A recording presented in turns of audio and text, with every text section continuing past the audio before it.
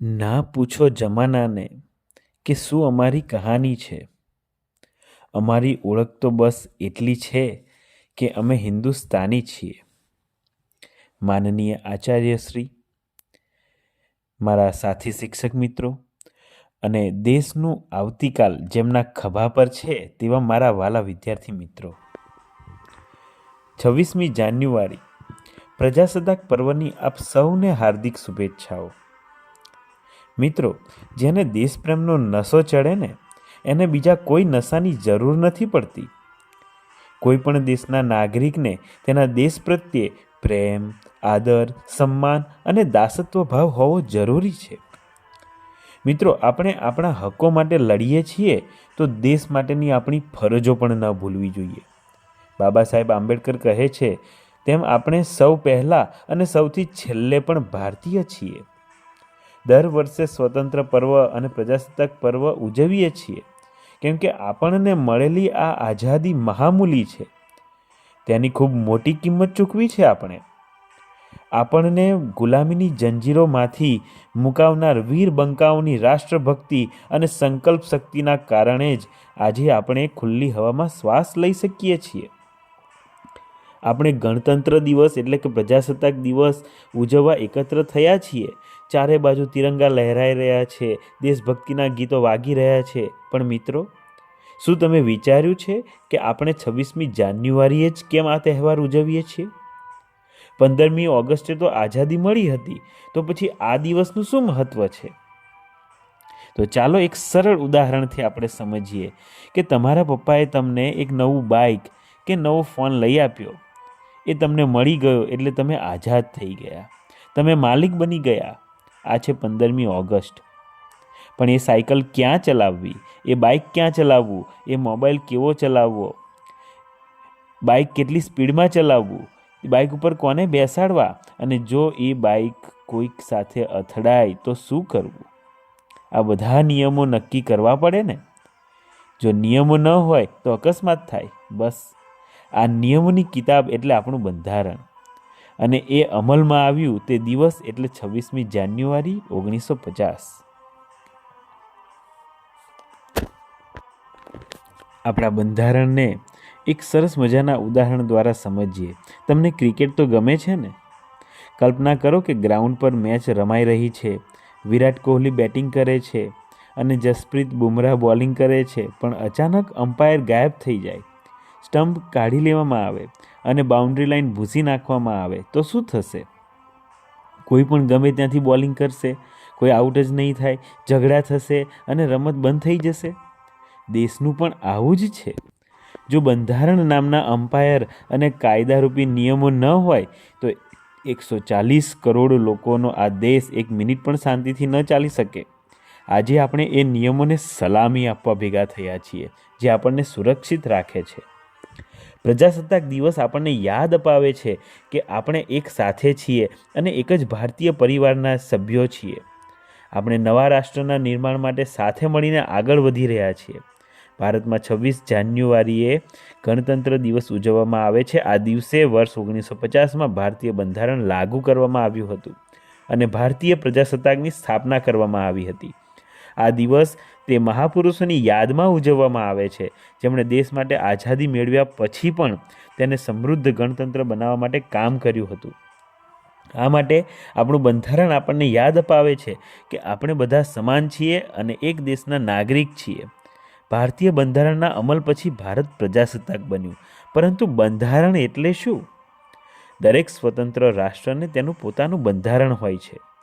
બંધારણ એ દેશનો મૂળભૂત દસ્તાવેજ છે જે સામાન્ય રીતે લિખિત અને અલિખિત દસ્તાવેજ સ્વરૂપમાં હોય છે, જે અનુસાર સરકાર દેશનો વહીવટ કરે છે તથા કારોબારી, ધારાસભા અને ન્યાયતંત્ર વચ્ચે શક્તિઓનું સ્પષ્ટ વિપાટન કરે છે.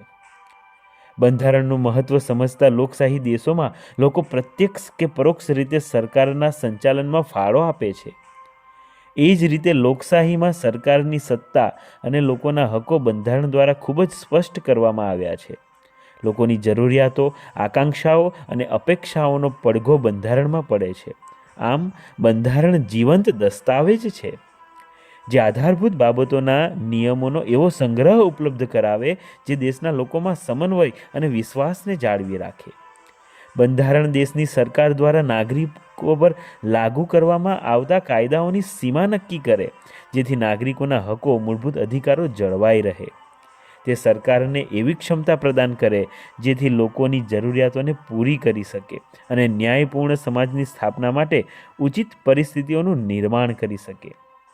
સાથે સાથે રાષ્ટ્રની નિર્ણય લેવાની શક્તિ કોની પાસે રહેશે અને સરકારની રૂપરેખા અને કાર્યો પણ બંધારણ દ્વારા નક્કી થાય છે.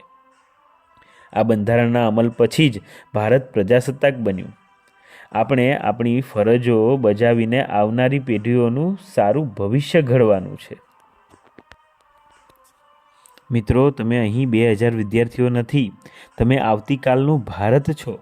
તમારામાંથી જ કોઈક કાલે ઈસરોમાં રોકેટ બનાવશે, કોઈક ડૉક્ટર બનીને જીવ બચાવશે, તો કોઈક કલેક્ટર બનીને જિલ્લો સંભાળશે.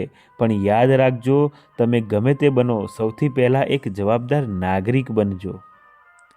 અહીં તમને પ્રશ્ન થતો હશે કે અમે દેશભક્તિ કેવી રીતે બતાવીએ, અથવા તો દેશભક્તિ બતાવીએ છીએ તો અમારે શું ધ્યાનમાં રાખવું જોઈએ? તો એ માટે પાયાના 3 સ્તંભો અત્યારથી તમારે સાચવવા પડશે. એક છે અધિકાર અને ફરજ, બીજું છે શિસ્ત અને ત્રીજું છે એકબીજાનું સન્માન. અત્યારે વિદ્યાર્થી અવસ્થામાં નંબર 1 છે અધિકાર અને ફરજ. આપણને બધાને હક બહુ ગમે છે. મારે સારી સ્કૂલ જોઈએ, મારે સારા રસ્તા જોઈએ, મારે સ્વચ્છ ગાર્ડન જોઈએ. આ તમારો હક છે, બંધારણે આપ્યો છે. પણ સામે તમારી ફરજ શું? તમે ક્લાસરૂમમાં નાસ્તો કરીને રેપર બેન્ચની નીચે નાખો છો કે ડસ્ટબિનમાં? જો તમે ચોકલેટનું રેપર રસ્તા પર ફેંકો છો અને પછી કહો છો કે ભારત ગંદુ છે, તો તમને ફરિયાદ કરવાનો કોઈ હક નથી. જે દિવસે તમે એક કચરાનો ટુકડો જાતે ઉપાડીને ડસ્ટબિનમાં નાખશો, એ દિવસે સમજજો કે તમે દેશની સેવા કરી છે. આ છે તમારી પહેલી દેશભક્તિ. બીજું છે શિસ્ત, ડિસિપ્લિન. તમે રસ્તા પર જાઓ છો, રાત્રે 11 વાગ્યા છે, રસ્તો ખાલી છે અને રેડ સિગ્નલ છે, કોઈ પોલીસવાળા નથી જોતા. તમે શું કરશો? બાઇક કે સાયકલ જવા દેશો કે ઊભા રહેશો? જે વ્યક્તિ કોઈ જોતું ન હોય ત્યારે પણ લાલ લાઇટ જોઈને ઊભો રહી જાય ને, એ સાચો દેશભક્ત છે. કારણ કે એ પોલીસના ડરથી નહીં પણ કાયદાના માનમાં ઊભો છે.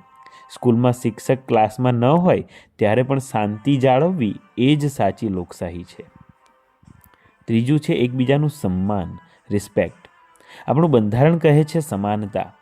તમારી બાજુમાં બેઠેલો વિદ્યાર્થી કઈ જ્ઞાતિનો છે, અમીર છે કે ગરીબ છે, હોશિયાર છે કે નબળો છે, એનાથી કોઈ ફરક નથી પડતો. જો ક્લાસમાં કોઈ વિદ્યાર્થી નબળો હોય અને તમે તેની મજાક ઉડાવવાને બદલે તેને દાખલો ગણવામાં મદદ કરો, તો તમે બંધારણનું પાલન કર્યું ગણાય. એકબીજાને મદદ કરવી એ જ ભારતીય હોવાની સાચી ઓળખ છે.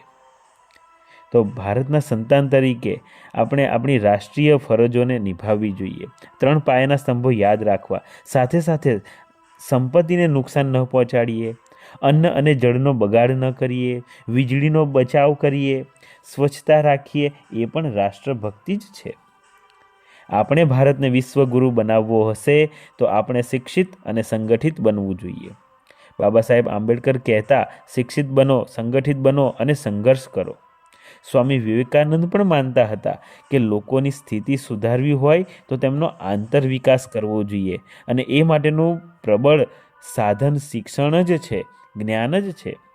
21મી સદી એટલે જ્ઞાનની સદી છે. તો આપણે આપણા જ્ઞાનના બળે આ માતૃભૂમિની મહાનતાને વધાવીએ.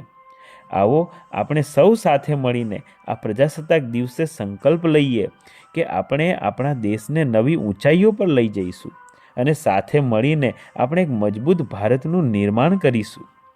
આજના દિવસે એક સંકલ્પ લઈએ કે હું ભારતનો વિદ્યાર્થી પ્રતિજ્ઞા લઉં છું કે હું મારા દેશના નિયમોનું પાલન કરીશ. હું કચરો રસ્તા પર નહીં ફેંકું. હું મારાથી નબળાની મદદ કરીશ અને એવું હું કોઈ કામ નહીં કરું જેનાથી મારા માતા પિતા કે મારા દેશનું માથું શરમથી ઝૂકી જાય. યાદ રાખજો, દેશ બદલવા માટે પ્રધાનમંત્રીએ બદલવાની જરૂર નથી, આપણે બદલવાની જરૂર છે. તમે બદલાશો તો દેશ આપોઆપ બદલાઈ જશે. જય હિન્દ, જય ભારત.